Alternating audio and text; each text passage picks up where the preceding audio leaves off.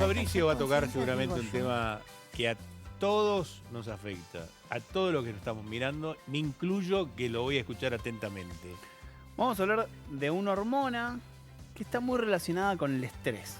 O sea, una hormona es un mensaje. La clase anterior, la semana Tal cual. anterior, ahí la podemos ver, es muy bella la parte molecular.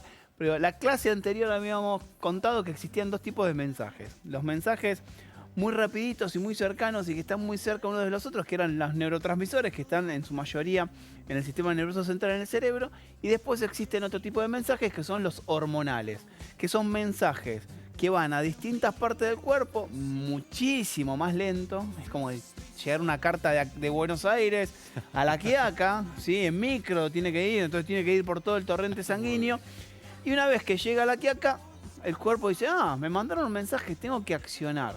O sea, esos mensajes dan señales para que active o desactive distintos procesos. Eso es maravilloso porque el cuerpo simultáneamente está mandando señales que van desde, che, hace un poco de calor, hasta no tengo ganas de ir al baño, o hasta retener una palabra, o la sensación para mantener la homeostasis, la temperatura. O sea, hay muchas señales que el cuerpo está dando que pasan por el torrente sanguíneo, dentro de las cuales la hormona, el cortisol, hoy es casi como una rockstar de las hormonas, porque vivimos estresados, ¿sí? La gente tiene la sensación de vivir estresado. La hormona se libera en la glándula suprarrenal, o sea, arriba del riñón hay unas glándulas y en ese lugar se libera. ¿Cuándo se libera? Cuando le llega un mensaje del cerebro, de la base del cerebro, que le manda un mensaje diciendo, no, me estresé, me puse nervioso, libera esta hormona. Ahí libera esa hormona, el cortisol, el cortisol va por todo el sistema y desencadena distintos procesos. Por eso hay que entender que el estrés no afecta a una parte del cuerpo, lo afecta en su conjunto. Ese cortisol vuelve al cerebro y desencadena otras acciones. Entonces, lo que podríamos decir es que el cortisol es el responsable, ¿sí?, de desencadenar procesos relacionados con los niveles de estrés, ¿sí?, como mínimo. Dentro del estrés existen dos grandes continentes, ¿sí?, dos grandes problemas o dos grandes generadores de estrés. Uno es lo que se llama el estrés agudo, puntual, ¿sí?, de una situación pequeña o grande, pero que dura un momento. Se llama agudo porque es como un pico. Hay una alta liberación de cortisol y una caída muy rápida. Eso puede ser porque, por ejemplo, no llegaba al canal, ¿sí? Yo estaba llegando tarde. Entonces, no llego, me apuro, o llego tarde al trabajo, o tengo que mandar un mail y no, o me llaman y me dicen, no sé, tenés que hacer tal cosa, tenés que hacer apurado. Una vez que lo resolviste, llegaste, te tranquilizaste, pasó, ¿sí? Volviste a Bajó cierta el cortisol normalidad. nuevamente. Eso es habitual, ¿sí? Y es esperado.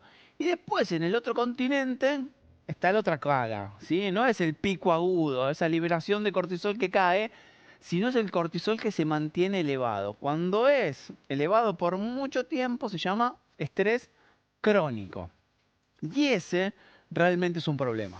Vos sabés que es interesante lo que vos contás. Nosotros como cardiólogos trabajamos un montón con lo que es el estrés agudo, ese que te bajaste del auto y te querés pelear con alguno, y el estrés crónico, que es la persona que vive crónicamente en estrés.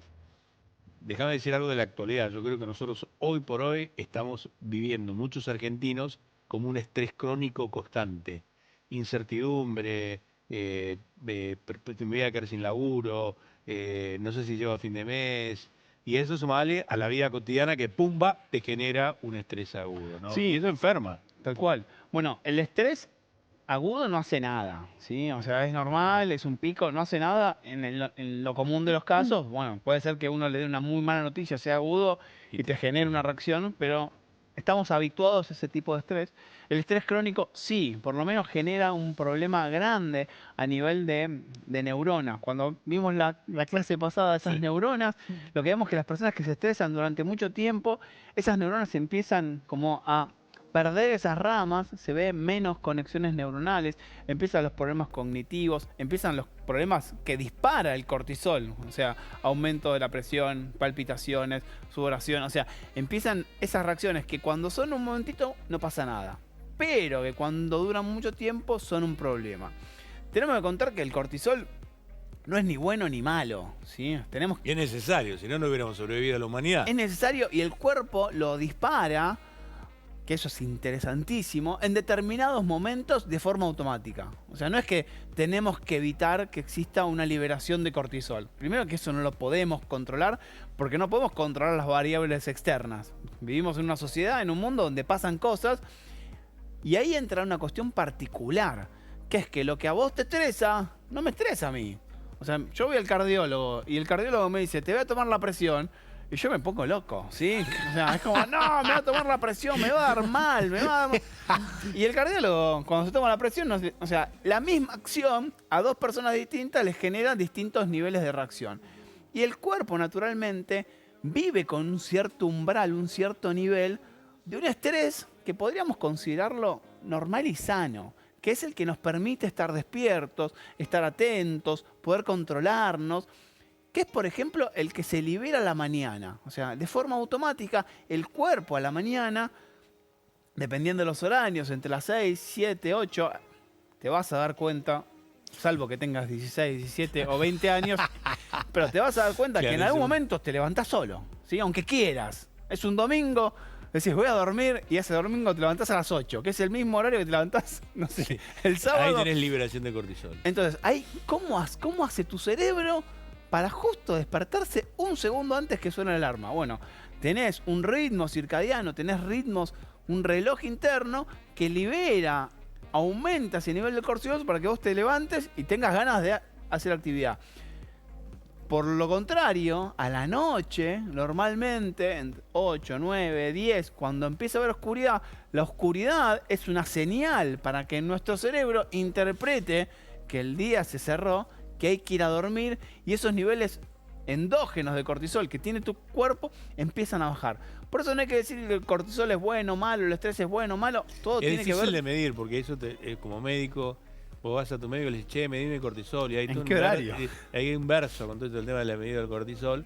La realidad es que no es, cambia todo el día, es muy variable, a la mañana, a la tarde, a la noche. Entonces, creo que mucho más charlar con el paciente, voy a darme cuenta mejor de los niveles de cortisol que tiene que si se lo mido, ¿no? Absolutamente.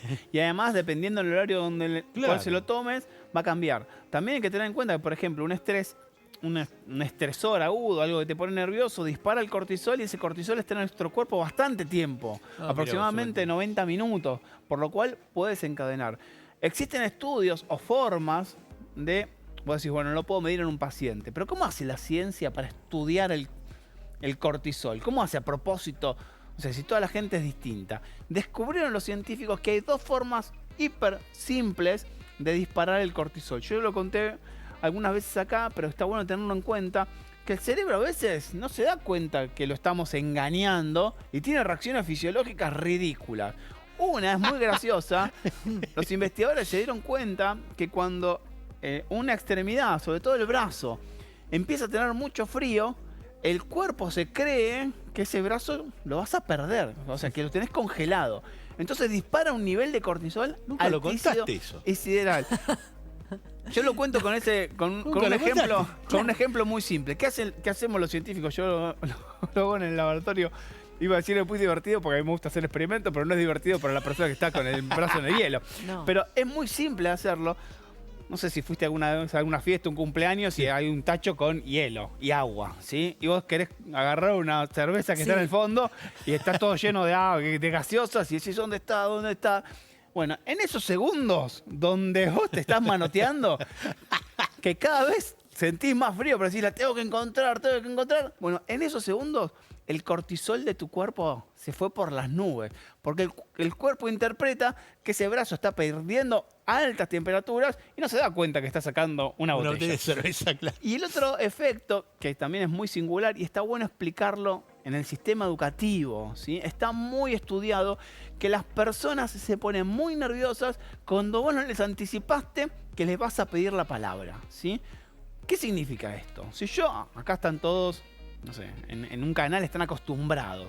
Pero si vos te das vuelta y le decís a un cámara que está acostumbrado y su trabajo es estar detrás de una cámara, bueno, vení, pasá al frente y contame un chiste. es el peor plan para ese cerebro de esa persona. La anticipación nos tranquiliza. Entonces cuando Pero es muy importante lo que estás diciendo. Por esto pasa en la escuela. pasa en la escuela, por suerte, en los últimos años se empezó a hacer, sobre todo en la primaria, los preexámenes o los ensayos para explicarle a los chicos y las chicas: la semana que viene va a venir un examen. Vamos a practicar esa anticipación, mentalizarse. fantástico lo que decís. Lo que hace es no exponerte por primera vez a un estímulo desconocido. Es un graph. La anticipación disminuye el estrés. Sí, pensar lo que va a suceder te tranquiliza. También te ayuda a eso, a visualizar situaciones que te van a suceder más adelante, que vos suponés que son estrés, que te van a generar estrés, como para saber, bueno, si lo pienso antes, cuando llegue esa situación, ya lo voy a tener ensayado mentalmente y ya me voy a tranquilizar. Vos dijiste algo que es interesante. Siempre está el estrés. Siempre está la cortisol dando vueltas. Si no, no somos seres humanos, digamos. Tal cual. Hay una forma de verlo, esta cosa de a una persona no le hace nada, a otra persona lo estresa, que es interesante de entender, que se llama U invertida o forma de N. ¿Sí? Todo el tiempo ahora estamos hablando de curvas. Bueno, imaginemos que tenemos una curva que sube, llega a un máximo y decae. ¿Sí? Cuando sube, imaginemos que es la subida del estrés. Cualquiera fuese el motivo, ¿sí? Un compañero de trabajo, un mail que no mandaste, un estudio que te tenés que hacer, empieza a subir, a subir, a subir y llega a un máximo. Ese máximo de estrés, en ese punto, uno no funciona. ¿Sí? En el máximo de estrés, uno no funciona. Es verdad. No toma buenas decisiones. Es verdad. Fisiológicamente, el cuerpo no reacciona, no recuerda, no evoca, no guarda información, no aprende. En ese máximo. Después, si uno se pasa, empieza de vuelta a caer. El tema es, en algún punto, visualizar que tenemos que conocernos a nosotros mismos para ver en qué momento tenemos que frenar, ¿sí? O sea, porque no es en comparación al resto. Quizás un compañero tuyo trabaja mucho más y no le molesta esa pelotita que tiene por detrás. Entender hasta qué punto uno se está estresando. Primero, que el estrés es natural y en bajas dosis es bueno. Y segundo, que ese nivel máximo de estrés que te va a hacer no funcionar, de alguna determinada manera, la única forma que vos lo tenés de prever es anticiparte. Es decir, bueno, me estoy poniendo muy nervioso, tengo que hacer otras actividades, y ahí van las formas que tenemos, o los consejos que da la ciencia para controlar el estrés.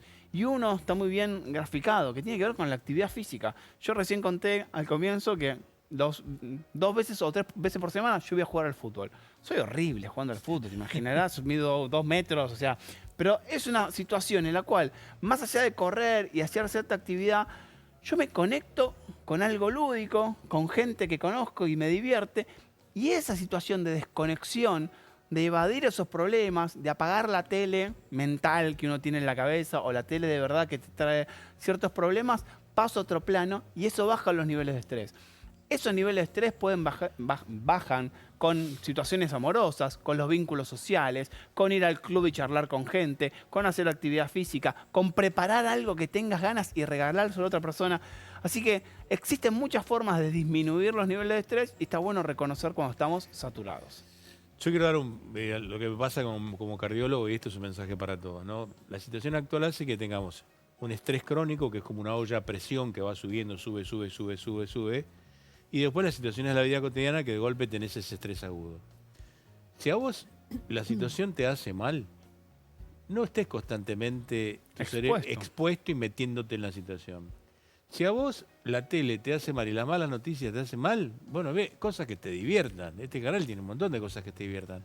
Pero esto yo lo digo cotidianamente. Yo no dejé de escuchar periodistas editoriales. Yo no escucho editoriales porque me hacen mal. O sea, y quiero tomar mi propia decisión. Entonces, esto es unipersonal, ¿no? Es una indicación recetada que yo le doy a mis pacientes. No estés todo el día viendo cosas que te suben y te estresan porque te hacen mal. Sí, hay muchos estudios sobre la sobreinformación. O sea, no está bueno no estar informado. No está bueno no saber nada. Pero en determinadas situaciones, la sobreinformación repercute de forma repetida. ¿Qué significa? Que vos a la mañana viste un noticiero, escuchaste esa noticia, te puso mal, sea cual fuese la noticia, ¿eh? Sí. Te puso mal, te generó una reacción, te puso incómodo, lo comentaste. al mediodía prendés la radio y está la misma noticia. Tu cerebro no dice, no, es la misma noticia, no me voy a poner mal. Se pone mal de vuelta, ¿sí? Y a la noche ve la misma noticia y repite Entonces, si ya conociste a la mañana, aprovecha el resto del día para hacer otras cosas. Fabricio, como siempre, un placer. La verdad que un placer. Gracias, Doc.